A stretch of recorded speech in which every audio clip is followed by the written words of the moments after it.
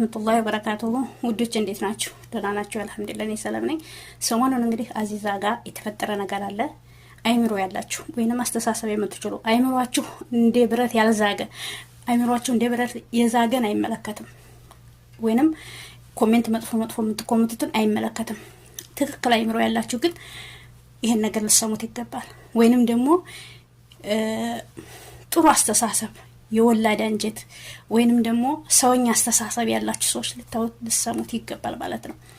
እንደ እናትም እንደ ሰውም እንደ እህትም ሁኜ እንዲ ማወራው ነገር አለኝ። አዚዛ ለራሷ መልስ የምትሰጥ ሰው ናት።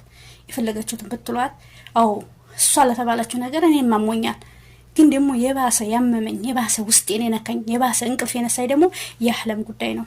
አህለምን የነካው ወላሂ ላዚም ነው የምላችሁ እኛን ሁሉ ነው የነካው። ሐቂቃ የኛን ቅንጭላት ሁሉ ነው የነካው። የኛን ልብ ነው ያመመን። ገባችሁ? አህለም ማለት ለእናቷ ብቻ ሳይሆን ለኛ ለራሱ አህለም ማለት ለኛ ራሱ ያለ ስጦታ ናት። ልንንከባከባት እሷን መሰሎች እኮ ብዙ አሉ። ከነሱ ጎን ልንቆም እናቶቻቸውን ልናበረታታ አብሽሮ አይዛችሁ ልንላቸው የሚገቡ ብዙ እናቶች አሉ። ብዙ እህት ወንድሞች አሉ።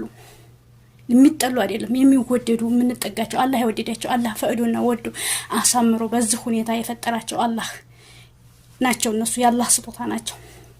እነሱ መንከባከብ እነሱ ማሳደግ ደግሞ አላህ የወደደው ብቻ ነው። እነሱን የምታሳድግና ወይንም አዚዛ አህለም በማሳደጉ አህለም በመንከባከቡ አላህ ወዷታል። ስለዚህ አይምሮ የሌላችሁ ሰዎች አይምሮአችሁን አሰሩ።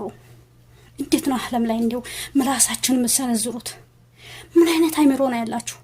አላህ ሂዳውን ይስጣችሁ። ሌላማ ምንም አልልም ሐቂቃ እና በአህለም አትንጡ።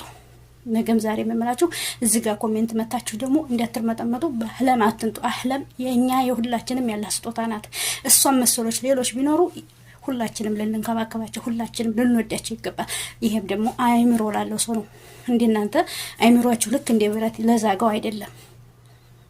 እና እባካችሁን አቁሙ እንደዚህ አይነት ነገር።